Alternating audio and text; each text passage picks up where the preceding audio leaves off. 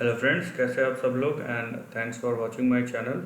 दोस्तों, वीडियो शुरू होने से पहले रिक्वेस्ट है कि आप वीडियो को लास्ट तक देखिए ताकि आपको पूरा इन्फॉर्मेशन मिले और मैं जो चार्ट पैटर्न और chart structure, chart support and resistance और प्राइस लेवल्स बता रहा हूँ वो आप ठीक से समझ पाए, तो इसीलिए आप लास्ट तक देखिए।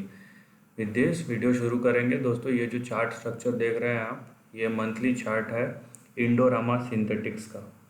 दोस्तों देखिए, ये चार्ट वैसे तो बहुत फ्लैट है क्योंकि ये कब से आप देखिए 1991 से आपने अगर लगाया हुआ था 1991 में तो आप वहाँ पे भी लॉस में थे। आपने अगर 2001 में लगाया होता तो शायद थोड़े बहुत प्रॉफिट में, अदरवाइज लॉस में।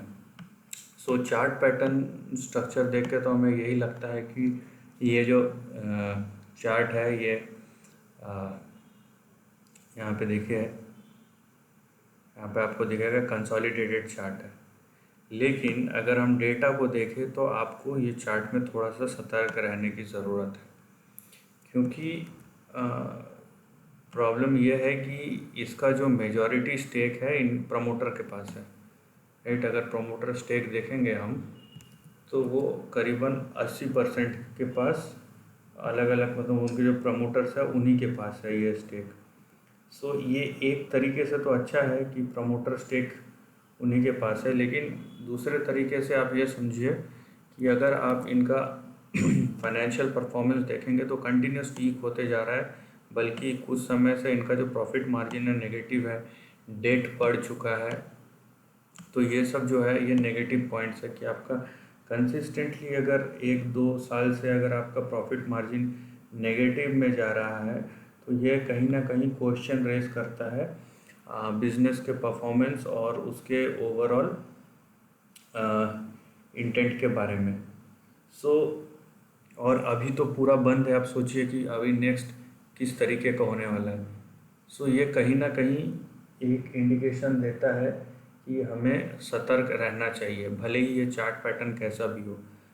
यहाँ पे चार्ट पैटर्न में भले ही दिख रहा है, लेकिन आप अगर इसको किसी भी तरीके से ऑब्जर्व कर रहे हैं या आपके पास है तो आप प्लीज़ ये डेटा पॉइंट को कंसिडर कीजिए, क्योंकि अगर चीज़ें ख़राब हुई तो बहुत रैपिडली ख़राब होती है, ऐसा देखा गया है। अभी देखिए, इसका जो लो है वो 7-8 रुपये का बना है, वहाँ से फिर ये 50-60%, 6 इवन 15 तक गया था। तो समझ लीजिए आप नीचे से, यहाँ से अगर मैं यहाँ तक का हाई देखूँ तो 84% का है। तो ये छोटा मोटा जंप नहीं है, बहुत बड़ा जंप है। लेकिन ये ऊपर का देखिए, इसका ऊपर का लेवल कभी इससे ऊपर गया ही नहीं इनफैक्ट, और सबसे हाई जो गया था 2006-07 के में भी, वो भी 109 का गया था। इनफैक्ट ये वाला ज़्यादा बेटर है, सो हम इसी को लेके चलेंगे। सो ये यहीं तक गया था। तो आप अगर बहुत ऑप्टिमिस्टिक होना चाहते हैं तो भी यही है आपका ऊपर का, लेकिन डेटा पॉइंट्स को देखते हुए ये चार्ट स्ट्रक्चर पे आप थोड़ा बहुत स्ट्रिक्टली नज़र रखिए अगर आपके पास है किसी भी तरीके से।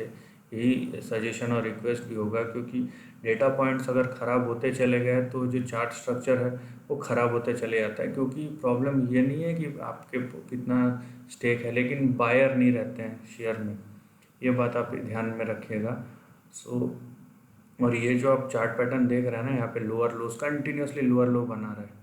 अगर आप देखेंगे लोअर हाइज बना रहा है, सॉरी 2003 से देखिए, इसका हाई जो है लोअर हाइज बना रहा है, तो ये कहीं से भी पॉजिटिव इंडिकेशन नहीं देता है।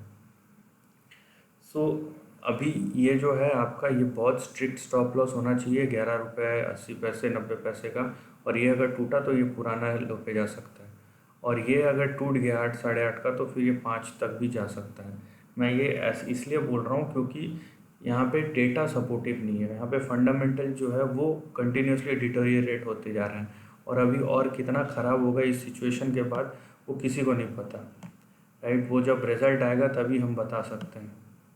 तो ये एक बहुत बड़ा इशू है। तो इसको आप ज़रूर अपने ध्यान में रखिएगा और उसी हिसाब से आपका जो प्लान ऑफ स्ट्रेटेजी है बनाइएगा। यहाँ पे मतलब यहाँ पे ऑप्टिमिज़म से ज़्यादा आपको कॉशियस होने की ज़रूरत है।